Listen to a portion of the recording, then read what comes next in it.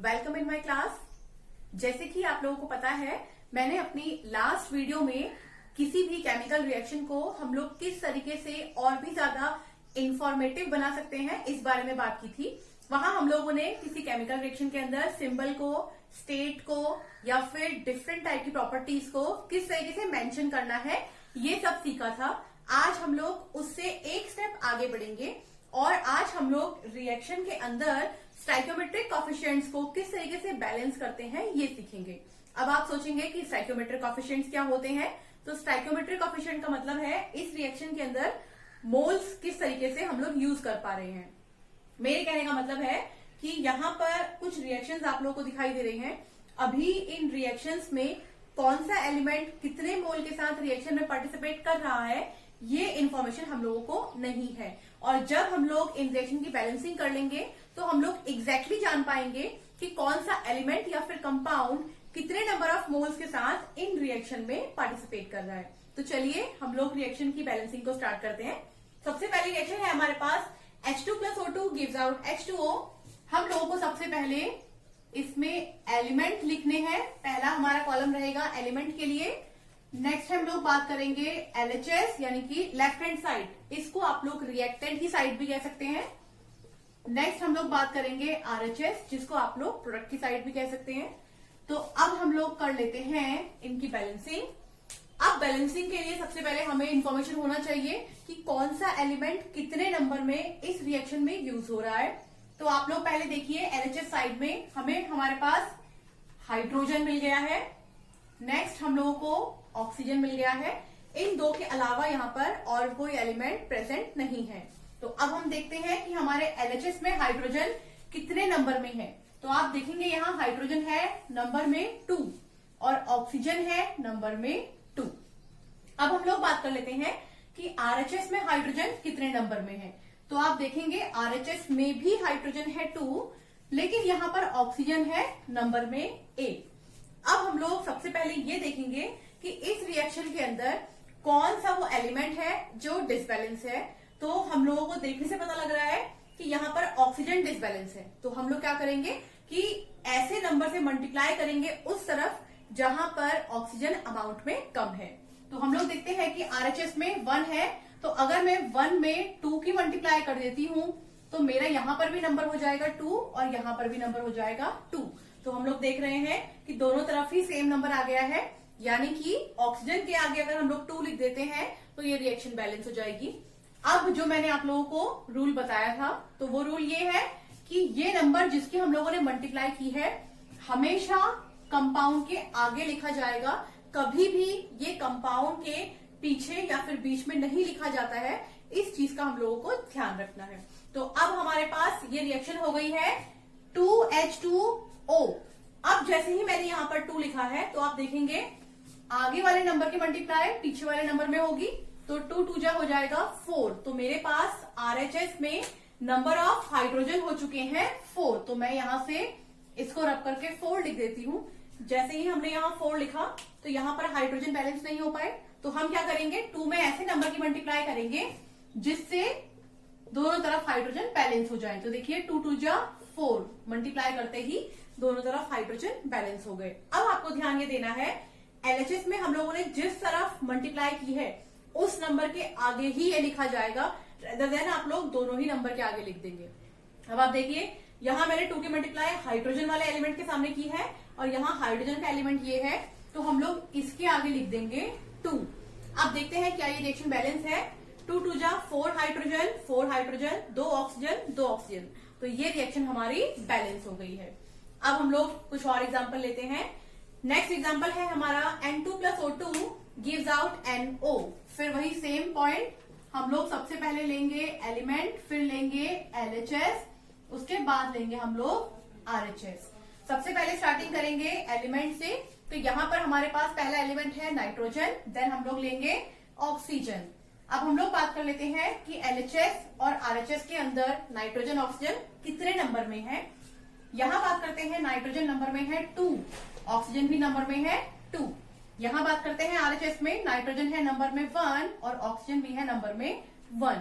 तो ये तो बहुत सिंपल ही हम लोगों को पता लग रहा है कि अगर हम लोग दोनों तरफ 2 से मल्टीप्लाई कर देते हैं तो हमारे ये दोनों डिजिट सिमिलर हो जाएंगे LHS के। अब यहाँ पर आप लोगों को ध्यान क्या देना है, हम लोगों ने दोनों एलिमेंट में 2 से मल्टीप्लाई किया है, लेकिन RHS में NO एक ही कंपाउंड के अंदर है, तो हम लोग जब भी इनके आगे 2 लिखेंगे तो ये 2 इन दोनों के लिए काउंट होगा, कि रेदर देन हम लोग 2 बार अलग अलग 2 लिख रहे हैं। इस चीज को आपको ध्यान रखना है। अब देखते हैं क्या ये रिएक्शन बैलेंस है। N2 2 nitrogen O2 2 oxygen 2 oxygen, तो ये रिएक्शन हमारी बैलेंस है। कुछ और एग्जांपल देख लेते हैं। नेक्स्ट एग्जांपल हमारे पास है KClO3 gives out KCl plus O2। दोबारा से हम लोग सबसे पहले ले लेंगे एलिमेंट, उसके बाद लेंगे LHS, सबसे लास्ट में लेंगे RHS। यहां हमारे पास 3 एलिमेंट हैं, पोटेशियम है, क्लोरीन है, ऑक्सीजन है। LHS में पोटेशियम है नंबर में 1, क्लोरीन भी है नंबर में 1, ऑक्सीजन है नंबर में 3। अब हम लोग बात कर लेते हैं RHS के अंदर पोटेशियम है नंबर में 1, क्लोरीन है नंबर में 1 और ऑक्सीजन है नंबर में 2। यहाँ देखने से पता लग रहा है कि ऑक्सीजन को छोड़ के बाकी सभी एलिमेंट बैलेंस हैं हमारे। तो हम लोग क्या करते हैं, पहले क्रॉस मल्टीप्लाई करके देख लेते हैं। अगर हम लोग 3 में मल्टीप्लाई करते हैं 2 की तो ये नंबर बन जाएगा 6, और अगर हम लोग 2 में मल्टीप्लाई करते हैं तो ये नंबर भी बन जाएगा 6, दोनों तरफ सेम नंबर। तो अब हम लोग उस एलिमेंट के आगे ये नंबर की मल्टीप्लिकेशन लिख देते हैं। जहां LHS में ऑक्सीजन है उसके आगे लिख दिया है 6, LHS में ऑक्सीजन यहीं पर है सिर्फ, उसके आगे हम लोगों ने लिख देना है 2, तो 2 3 जा 6, ये नंबर बन जाएगा।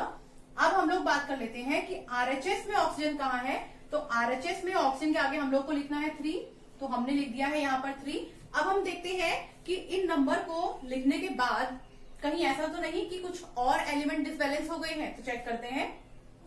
यहाँ पर पोटेशियम है 2, LHS में पोटेशियम अब मेरे पास हो गए हैं 2, पहले 1 था, और यहाँ RHS में तो अभी भी वो 1 ही है। अब बात करते हैं क्लोरीन की। यहाँ क्लोरीन है नंबर में 2, लेकिन यहाँ पहले हमारे पास नंबर में 1 थे, तो इसको हम लोग रख करके 2 नोट कर लेते हैं, और यहाँ पर क्लोरीन और पोटेशियम के ऊपर कोई भी फर्क नहीं पड़ा है। अब हम लोग को क्या करना पड़ेगा, इन 2 को बैलेंस करने के लिए 1 में ऐसे नंबर की मल्टीप्लाई करनी पड़ेगी जिससे दोनों तरफ के एलिमेंट बैलेंस हो जाएंगे, तो ये हो जाएगा 2। तो अब दोनों तरफ के एलिमेंट हमारे बैलेंस हो गए हैं। जहां हम लोगों ने RHS में 2 की मल्टीप्लाई की है, सेम उस नंबर के आगे हम लोग 2 लिख देंगे। तो यहाँ हमने मल्टीप्लाई की है पोटेशियम और क्लोरीन में, जो कि यहाँ एक ही कंपाउंड के अंदर है, हम इसके आगे 2 लिख देते हैं।